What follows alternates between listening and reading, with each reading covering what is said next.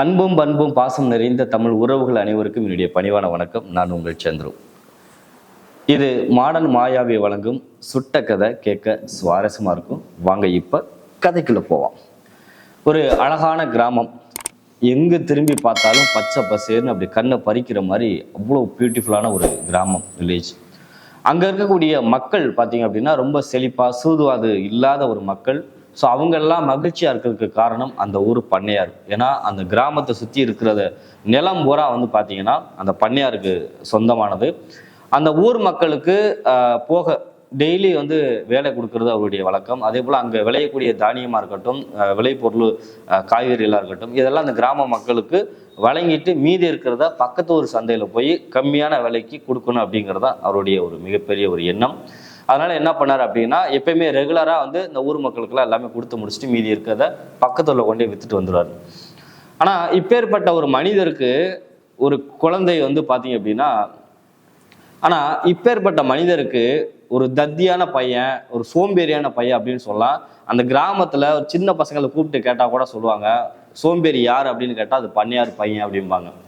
அவர் ரொம்ப ஆக்டிவாக சுறுசுறுப்பாக காலைல 4 மணி 5 மணிக்கெல்லாம் எந்திரிச்சிடுவார். எந்திரிச்சு தோட்டத்துக்கு போய் வேலை பார்க்குறது வழக்கம். தோட்டத்தில் வந்து மற்ற வேலையாட்கள் வந்து யாரெல்லாம் வந்திருக்காங்க, வேலை கரெக்டாக பார்க்குறாங்களா அப்படிங்கிறது அவருடைய வேலை. ஆனால் வீட்டுக்கு ஒரே பையன் அப்படிங்கிற காரணத்தினால ரொம்ப செல்லமாக வளர்த்துட்டாரு. அந்த பையனுக்கு எதுவுமே தெரியாது, கஷ்டம்னா என்னன்னு தெரியாது, பண கஷ்டமோ எந்த ஒரு கஷ்டமே அவருக்கு தெரியாது. ஆனால் அவனை படிப்பு கூட பார்த்தீங்கன்னா 10ஆம் வகுப்பு பாதியிலே வந்து நிறுத்தியாச்சு.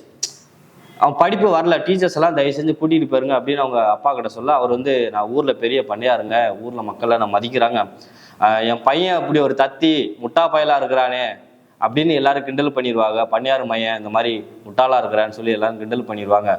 எப்படியாவது ஒரு 10வது பாஸ் பண்ணுறதாக அவனை படிக்க வைங்க அப்படின்னா, ஐயோ சார் தயவு செஞ்சு இவனை பார்த்து மற்ற பிள்ளைகளும் கெட்டு போகிறாங்க, படிக்காமல் ஸ்கூல்லேயே தூங்கி தூங்கி விழுகிறான், எப்படி இவனை வந்துச்சு நாங்கள் வந்து படிக்க வைக்கிறது, தயவு செஞ்சு நீங்கள் கூப்பிட்டு போயிருங்க அப்படின்னு அவரும் எவ்வளோ கெஞ்சி பார்க்குறாரு. சரி இந்த 10வது பாஸோ பெயில அந்த 10வது கடந்து விட்டுருங்க அப்படின்னு அவங்க அப்பா டீச்சர்கிட்ட கேட்க, ஆசிரியரும் அதே போல் சரி ஓகே நாங்கள் முடிஞ்ச அளவுக்கு ட்ரை பண்ணுறோம் அப்படின்னு சொல்லி அந்த பையனுக்கு எவ்வளோ ட்ரெயின் பண்ணுறாங்க. ஆனால் அந்த பையன் கடைசி வரைக்கும் 10வது பாஸ் பண்ணல, ஃபெயிலோட பாதியில் நிறுத்திட்டாரு. சரி ஒரே பையன் ரொம்ப அடித்து கண்டிஷன் பண்ணி ரொம்ப வளர்க்க முடியாது அப்படின்னு சொல்லிட்டு சரி வீட்டிலே இருக்கட்டும் அப்படின்னு சொல்கிறாங்க. இவருக்கு என்ன பண்ணுறது ஏது பண்ணுறதெல்லாம் அந்த ஊரே வந்து எப்போ ஒரு பண்ணையார் பையன் நீ படிக்கிற வயசில் படிக்கக்கூடாதான் நிறைய பேர் அட்வைஸ் பண்ண ஆரம்பிச்சிட்டாங்க. அட்வைஸாக நம்ம ஊரில் ரொம்ப ஈஸியாக கிடைக்குமே. ஆனால் அந்த பையன் சுத்தமாக காதில் வாங்குறதே இல்லை. அப்பா ரொம்ப ஃபோர்ஸ் பண்ண முடியல, ஏன்னா ஆரம்பத்துலேருந்தே கண்டித்து வளர்த்து கஷ்டம் நஷ்டம் எப்படி இருக்கணும், எப்படி வளரணும், எந்த மாதிரியெல்லாம் நம்ம அப்சர்வேஷன் பண்ணணும் அப்படின்னு சொல்லி வளர்த்தா தானே அந்த பிள்ளைங்களுக்கு தெரியும். வீட்டுக்கு ஒரே பிள்ளை செல்ல பிள்ளைன்னு சொல்லி பாசமாக வளர்த்தாச்சு. வளர்ந்து ஒரு குறிப்பிட்ட ஏஜுக்கு அப்புறம் திடீர்னு வந்து நீங்கள் அவனை மொத்தமாக ஒரு பாரத்தை ஏற்றி வச்ச மாதிரி மொத்த விஷயத்தையும் அட்வைஸ் பண்ணால் என்னாகும், அவன் மைண்டில் ஏற்றிக்கவே மாட்டான். அப்படி இருக்க ஒரு சூழலை வந்து பார்த்தீங்க அப்படின்னா என்ன பண்ணுறேன்னு அவருக்கு தெரியாமல் திகச்சிக்கிட்டே இருக்கிறாரு. இப்படியே போச்சுன்னா என் சொத்து பத்தெல்லாம் எப்படி பார்க்குறது, இவனை நம்பி எப்படி விட்டுட்டு போகிறதுங்கிறது அப்பாவுக்கு ரொம்ப வேதனை. அப்போ திடீர்னு அந்த ரொம்ப நாள் கழித்து திடீர்னு அந்த ஊருக்கு ஒரு சாமியார் வர்றாரு, ஒரு பெரியவர் வர்றாரு. எல்லாரும் ஊர் மக்கள்லாம் போயிட்டு அவரை வேண்டிட்டு அவர்கிட்ட வர வாங்கிட்டு காலைல விழுந்து ஆசீர்வாதம்லாம் வாங்கிட்டு வராங்க. அப்போ வேலைக்கு வழக்கமாக வந்து காலைல ஒரு 6 மணிக்கெல்லாம் வேலைக்கு வரக்கூடிய நபர்கள் எல்லாமே பார்த்தீங்கன்னா அன்னைக்குன்னு லேட்டாக வந்தாங்க. இவர் போய் வழக்கமாக 5 மணிக்கெல்லாம் போய் பார்த்தாரு, யாரும் வரல. 6 மணி 7 மணி வரைக்கும் பார்க்குறாரு, வரல. என்ன யாருமே காணோம் அப்படின்னு சொல்லிட்டு மறுபடியும் மாட்டு வண்டியில் தான் அவர் போவார் வருவார். அவர்கிட்ட இருக்கிறது அது ஒரு வண்டி தான். அதனால வந்து சரி ஊருக்குள்ள போய் பார்க்கலாம் அப்படின்னு சொல்லிட்டு ஊருக்குள்ள போறாரு. அங்கே சாமியார்கிட்ட எல்லாரும் கூட்டமாக நின்று பேசிக்கிட்டு இருக்கிறத பார்க்குறாரு. சரி என்ன ஏதுன்னு கிட்ட போய் விசாரிக்கும் போது எல்லாரும் வர்றவங்களை ஏப்பா வேலைக்கு வரல அப்படின்னா, ஊருக்கு சாமியார் வந்திருக்கிறாரு, அவர்கிட்ட எல்லாரும் போய் ஆசீர்வாதம் வாங்குறாங்க அப்படின்னு சொன்னோன்னா அவர் மனசில் பட்டதெல்லாம் வந்து நம்ம நினைக்கிறதெல்லாம் வந்து சொல்கிறாரு, அப்படியே ஒன்று விடாமல் துல்லியமாக சொல்கிறாரு அப்படின்னு ஆளுக்கு சொல்ல ஆரம்பிச்சிட்டாங்க. இவருக்கு வந்து பெருசாக நம்பிக்கை கிடையாது, இறை நம்பிக்கைலாம் அவருக்கு சுத்தமாக கிடையாது. அப்படிப்பட்ட நபர் வந்து எல்லாரும் சொல்ல சொல்ல சரி பையன் வேற முட்டா பையன் மாதிரி இருக்கிறானே, எல்லாரும் ஒரு மாதிரியா பேசுறாங்களே அப்படின்னு சொல்லிட்டு சரி போய் நிற்போம், நம்ம மனசுல பட்டாலும் ஒருவேளை அவர் கெஸ் பண்ணி கரெக்டாக சொல்றாராம் அப்படின்னு பார்க்கலான்னு இவர் போய் நிற்கிறாரு. அவர் அப்படியே மேலே எங்கேயே அப்படியே பார்க்குறாரு. பார்த்துட்டு ஊருக்கே சாப்பாடு போகிற சாமி நீனு அப்படின்னோன்னே அவர் மனசில் ஏதோ சரி ஓகே ஏதோ சொல்கிறாரு போல இருக்கு அப்படின்ட்டு மறுபடியும் வேற ஏதாவது சொல்லுவாரா அப்படின்னு வெயிட் பண்ணிக்கிட்டே தயங்கி நிற்கிறாரு. வாய் விட்டு எதுவுமே சொல்லலை, எதுவும் கேட்கல. அவர் சொல்கிறதுக்கெல்லாம் மண்டையை மட்டும் ஆட்டிக்கிட்டே நிற்கிறாரு. அவர் சொல்கிறாரு, உனக்கு இந்த மாதிரிலாம் பிரச்சனை இருக்குது, உன் பையனால் உனக்கு சில பிரச்சனைலாம் இருக்குது, நீ உன் பையன் வந்து வாழ்க்கை நல்லா இருக்கணும்னு நீ ஆசைப்படுற அப்படின்னோன்னா அவர் ஒத்துக்கிட்டாரு. ஆமா சாமி, உண்மைதான், அவனை எப்படி மாத்துறது அப்படின்னு வந்து கேட்குறாரு சாமியார்கிட்ட. உடனே அவர் சொல்றாரு, நான் சொல்றதை போய் உங்க பையன்கிட்ட சொல்லுங்க, ஆனா கண்டிப்பா செய்வான், அப்படி அவன் லைஃப்பை வந்து மாத்திரலாம் அப்படின்னு சொல்றாரு. அதே போல வந்து ஒரு உபதேசம் சொன்னோன்னா அதை அப்படியே கேட்டுட்டு பையன்கிட்ட போய் சொல்றாரு, தம்பி நீ இவ்வளோ நாளாக வந்து எந்த வேலையும் பார்க்காம சும்மா இருந்துட்ட, அப்பாவுக்கு வந்து முன்ன மாதிரி வந்து மாட்டு வண்டியில் பக்கத்து ஊரில் போயிட்டு வியாபாரம் பண்ணிட்டு வர முடியல, நீ என்ன பண்ண, வண்டி மாட்டில் ஏறி உட்காரு, நாங்கள் மூட்டை இந்த ஆளுக்களை வச்சு இந்த காய்கறி மூட்டையெல்லாம் வண்டியில் ஏற்றி வச்சிடறோம், நீ வண்டி மாட்டில் உட்காந்தா போதும், மாடு பாட்டுக்கு அதே பாதையில் போகும், ஏன்னா அப்பா 3 வருஷமா அப்படித்தான் வியாபாரம் பண்ணிட்டு இருக்கேன், அதனால அந்த மாடுகளுக்கு தெரியும், ஒரே பாதையில் போயிட்டு திரும்பி அதே பாதையில் வந்துடும், அதனால வந்து நீ சும்மா ஏறி உட்காந்தா போதும், போயிட்டு அந்த பக்கத்து ஊரில் போய் நீ நிப்பாட்டினா போதும், நம்ம வண்டியை பார்த்தோன்னா அந்த ஊருக்காரங்கெல்லாம் வந்து காய்கறி வாங்கிக்குவாங்க, நீ ஒரு வேலையும் பார்க்க வேணாம், காசு கொடுப்பாங்க, அதை மட்டும் நீ வாங்கிட்டு வந்துரு அப்படின்னு சொல்றதுக்கு இந்த பையன் சரி ஓகே அப்படின்னு சொல்லிட்டு 2 மனசாவே வந்து சரி போய்தான் பார்ப்போமா அப்படின்னு சொல்லிட்டு போறாப்புல. அந்த வண்டியில் அதே போல மூட்டையெல்லாம் ஏற்றி வச்சு வண்டி அது வாட்டுக்கு ஒத்தையடி பாதையில் போயிட்டு இருக்கு. வண்டி ஒரு ஓட்டவே இல்லை, கைத்தை வந்து அந்த ஒரு கட்டையில கட்டி விட்டாங்க, மாடு அது வாட்டுக்கு அது பாதையில் அது வாட்டுக்கு போயிட்டு இருக்குது. ஊருக்கு எல்லையில பார்த்தீங்கன்னா ஒரு 2 புளிய மரம், அதாவது போய் விற்கிறக்கூடிய ஊருக்கும் இவருடைய ஊருக்கும் நடுவில் ஒரு 2 புளிய மரம் இருக்குது. புளிய மரம் தாண்டினோன்னா 2வது புளிய மரம். அங்கே போனோன்னு என்ன பண்ணாரு, வண்டியை நிப்பாட்டிட்டு அந்த மாடெல்லாம் அங்கேயே கட்டி போட்டுட்டு புளிய மரத்துலேயே தூங்குறது ஒரு வழக்கமாயிடுச்சு அவருக்கு வந்து. அப்போ சாயந்தரம் தூங்கி எழுந்திரிச்சோன்னா மறுபடியும் ஒரு பொழுது போனோன்னா மறுபடியும் என்ன பண்ணால் மாட்டை மறுபடியும் ரிட்டர்ன் திருப்பினா மாடு அதே வழியில் வந்துடுது. வந்தோடனே காய்கறி மூட்டையெல்லாம் அப்படியே இருக்குது. என்னப்பா அப்பா கேட்குறாரு, என்னப்பா வித்துச்சா விற்கலையா, காய்கறி மூட்டையெல்லாம் அப்படியே இருக்குது அப்படின்னு கேட்க, இல்லைப்பா என்னன்னு தெரியல, என்ன அடையாளம் தெரியல, இல்லை என்னமோ தெரியல, வந்து யாருமே காய்கறி வாங்கலை அப்படின்னோன்னா, சரி அப்பா நினச்சார ஒரு வேளை வந்து வழக்கமாக நான் தான் போவேன், நீ போகிறதுனால சரி யாருக்கு தெரியாமல் இருந்திருக்கலாம், அதனால நாளைக்கு போ, கண்டிப்பாக வந்து வாங்குவாங்க, நான் பண்ணையாரோட பையன் சொல்லு, கண்டிப்பாக வாங்குவாங்க அப்படின்னோன்னா மறுநாள் அதே போல் வந்து வண்டியில் காய்கறி ஏற்றி அனுப்பிச்சி விட்றாரு. மறுபடியும் அந்த 2வது புளிய மரம் போனோன்னா மாட்டெல்லாம் கட்டி போட்டு மறுபடியும் தூங்க ஆரம்பிச்சிடலாம். இப்படியே ஒரு வாரமாக சொல்ல அவரும் சரி ஒரு 2-3 நாள் போகட்டும், பழகிடுவாங்க, தெரிஞ்சுக்குவாங்க, வாங்கிக்கிடுவாங்க அப்படின்னு அவங்க அப்பா விட்டுட்டு இருக்காரு. இப்படியே ஒரு வாரம் 2 வாரம் அப்படியே போக போக என்ன பண்ணுது, சரி உண்மையிலேயே போய் விற்கிறானால என்ன ஏதுன்னு சொல்லிட்டு இவர் பின்னாடியே நடந்தே போயிருக்காரு. முன்னாடி பையனை விட்டுட்டு பின்னாடி நடந்தே போயிருக்காரு. இவர் 2வது புளிய மரம் போனோன்னா மாட்டை கட்டி போட்டு தூங்குறத அவர் பார்த்துருக்காரு.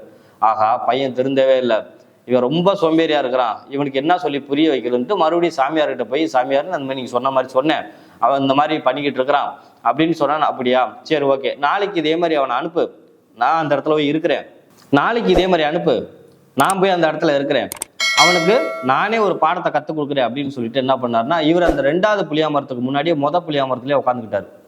ஏன்னா அதை தாண்டி தான் 2வது புளிய மரத்துல போய் படுக்கணும். அப்போ என்ன பண்ணா, அதே போல் அவங்க அப்பா மறுபடியும் மறுநாள் அனுப்புறாரு. இவர் சாமியார் முன்னாடியே இப்போ என்ன பண்ணிட்டாருன்னா ஒரு பள்ளத்தை தோண்டி வச்சிட்டாரு. அந்த ஒத்தையடி பாதையில் மாட்டு வண்டி மட்டும் தான் போக முடியும், வேறு யாரும் போக முடியாது. அப்படி போகையில் என்ன பண்ணால் ஒரு பள்ளத்தை தோண்டி அது மேலே அந்த புல்லெல்லாம் வந்து காஞ்ச புல், இந்த பச்சை புல்லா மேலாக்க அப்படியே நல்லா இருக்க தர மாதிரி வச்சுட்டு வந்துட்டார். பார்த்துட்டு அவர் 1 புளிய மரத்துலேயே படுத்துக்கிட்டார். இப்போ 1 புளிய மரத்தை தாண்டி தான் அவன் போகணும், 2வது புளிய மரத்துலேயே போய் படுக்கணும். அப்போ என்ன பண்ணிட்டாருன்னா போன உடனே டக்குன்னு அந்த பள்ளத்தில் வெட்டி வச்ச பள்ளத்தில் ஒரு பக்கம் வண்டி சாஞ்சிருச்சு. இவனுக்கு என்ன பண்ணுறதுனே தெரியல. சரி என்ன பண்ணுறதுன்னு சொல்லிட்டு மாட்டை கைத்தை மேலே தூக்கி விட்டுட்டு மாட்டை விட்டுட்டு இந்த மூடையெல்லாம் வந்து கீழே விழுக போகிறமேன்னு சொல்லிட்டு காலில் புறத்தையும் தள்ளி விட்றான். அப்படியே மூட்டையை புற கீழே தள்ளி விட்றான். தள்ளி விட்டு இறங்கி பார்க்குறான், தள்ள முடியலை. தள்ளி பார்க்குறான், அப்படியே வண்டியை தள்ளி பார்க்குறான், தள்ள முடியலை. முயற்சி பண்ணுறான், என்னடா பண்ணுறது அப்படின்னு சொல்லிட்டு யாராவது பக்கத்தில் உதவிக்காரா வருவாங்களா அப்படி சுற்றி முற்றி பார்க்குறான். அவன் இறை நம்பிக்கை இருக்கலாம், கடவுளே வேண்டுறான், என்னென்னமோ கூட்டு பார்க்குறான், யாருமே செவி சாய்க்கல, எதுவும் வரல. அப்புறம் என்ன பண்ணுறான், சரி மறுபடியும் நம்ம வந்து இன்னும் கொஞ்சம் ஆழமாக முயற்சி பண்ணுவான், நம்ம இந்த எப்படியாவது வண்டியை எடுத்து தூக்கி கொண்டு போய் போடுவான் அப்படின்னு சொல்லிட்டு என்ன பண்ணுறான், அந்த மறுபடியும் சக்கரத்தை மறுபடியும் நகட்டி பார்க்குறான், முயற்சி பண்ணுறான். மறுபடியும் 1 இன்ச்சு நகருது, மறுபடியும் பழத்தில் விழுது, மறுபடியும் தூக்குறான், மறுபடியும் பழத்தில் விழுது, இப்படி தூக்கி ட்ரை பண்ணிக்கிட்டே இருக்கிறான். சாமியார் இதை பார்த்துக்கிட்டே அப்படியே ஓரக்கண்ணில் அப்படியே படுத்துக்கிட்டே பார்க்குறாரு, என்ன பண்ணுறான் ஏது பண்ணுறான்னு அப்படியே பார்க்குறாரு. இவன் முயற்சி பண்ணிக்கிட்டே இருக்கான். முயற்சி பண்ணி 1 இன்ச்சு 2 இன்ச்சு அப்படியே நவுத்த ஆரம்பிக்கிறான். திருப்பி டக்குன்னு அப்படியே தூக்கி நல்ல தரையில் வச்சுட்டான். அப்பா தூக்கி வச்சுட்டேமே அப்படிங்கிற அவனுக்கு ஒரு மன திருப்தி. உடம்புலாம் பயங்கரமாக வேர்க்குது. என்னடா வாழ்க்கையில் ஒரு நாளும் உடம்புல அப்படி வேர்த்தது கிடையாது, இப்படி உடம்புல பயங்கரமாக வேர்க்குதுன்னு சொல்லிட்டு அப்படியே நிமிர்ந்து பார்க்குறான். அந்த பெரியவர் ஏத்தாப்புல, தம்பி இவ்வளோ நாளா அப்பா சொத்து சேர்த்து வச்சிருக்காரு, பண வசதி இருக்குது, அப்பாவுக்கு மரியாதை இருக்குது, அதனால் நம்ம உழைக்க தேவையில்ல அப்படின்னு உன் மைண்டில் இருந்தது. நீ எப்போ நாமளே இறங்கி ஒரு விஷயத்த பண்ணணும்னு நீ நினச்சியோ அப்போ வந்து நான் உதவணும்னு சொல்லிட்டு உனக்கு வந்து கூட மாட உதவுனேன், அதனால அந்த வண்டி மேலே ஏறிச்சு. உன்னோட முயற்சி இருக்கு பத்தியா, அதுதான் உன் வாழ்க்கையை இனிமேல் மாற்ற போகுது. மற்றவங்களை எதிர்பார்த்து வாழ்றதை விட என்னால் முடியுங்கிற நம்பிக்கை உனக்கு எப்போ வர ஆரம்பிச்சதோ இனிமேல் உன் வாழ்க்கை நல்லா இருக்கும் அப்படின்னு சில புத்திமதியெல்லாம் சொன்னார். இதைத்தான் திருவள்ளுவர் வந்து சொன்னார், தெய்வத்தால் ஆகாதெனினும் முயற்சி தன் மெய்வருத்த கூலி தரும் அப்படின்னு சொல்லுவாங்க. அதனால வந்து அடுத்தவங்களுடைய பேச்சை கேட்கறத விட்டுட்டு உங்களுக்கு எது சரின்னு படுதோ அதை வந்து தொடர்ந்து செய்யுங்க. நீங்க நம்புங்க முழுசா, என்னால முடியும் அப்படிங்கிற அந்த நம்பிக்கை முதல்ல உங்களுக்குள்ள விதைங்க. அடுத்தவங்க கையை நம்புறதை விட உங்க கையை தன் கையை தனக்கு உதவி அப்படிங்கிற மாதிரி முதல்ல உங்களே நம்ப ஆரம்பிங்க. உங்க மனசுல ஆழமா நீங்க விதைச்சாதான் என்னால முடியுங்கிற நம்பிக்கையை விதைச்சா மட்டும்தான் உங்க வாழ்க்கையில முன்னேறி வர முடியும். 1000 பேர் 1000 விஷயம் சொல்லலாம். அந்த ஒரு நிமிடம் தான் அவன் வாழ்க்கையை மாத்துச்சு. அதுல இருந்து அவன் என்ன பண்ணிட்டான்னா, அந்த புளிய மரத்துல போய் தூங்காம அந்த காய்கறியை கொண்டு போய் பக்கத்து ஊர்ல வித்துட்டு காசை கொண்டாந்து அவங்க அப்பாட்ட கொடுத்தானாம். அவங்க அப்பாவுக்கு பயங்கர சந்தோஷம். இதுதான் ஒரு மனிதனுடைய வாழ்க்கையை மாற்றுறதுக்கு சில பேரெல்லாம் உள்ள வர வேண்டியா இருக்குது, சில உதாரணங்கள் சொல்ல வேண்டியா இருக்குது. அதனால வந்து உங்களுடைய நம்பிக்கை எப்போதுமே வீண் போகாம இருக்கணும் அப்படின்னா நீங்க உங்க நம்பிக்கையை தளர விடாதீங்க. யார் என்ன சொன்னாலும் அதில் டைவெர்ட் ஆகாதீங்க. எடுத்த காரியத்தில் வெற்றியடை அப்படின்னா முயற்சி பண்ணிக்கிட்டே இருக்கணும். இப்போ பொதுவாக வந்து பெரியவங்க சொல்லுவாங்க, முயற்சிகள் தவறலாம், முயற்சிக்கு தவறக்கூடாது அப்படின்னு சொல்லுவாங்க. இந்த கதையில அதான் சொல்ல வருது. இதே போல இன்னொரு கதையில மறுபடியும் உங்களை சந்திக்கிறேன். அதுவரை உங்களிடமிருந்து விடைபெறுவது உங்கள் சந்துரு. நன்றி, வணக்கம்.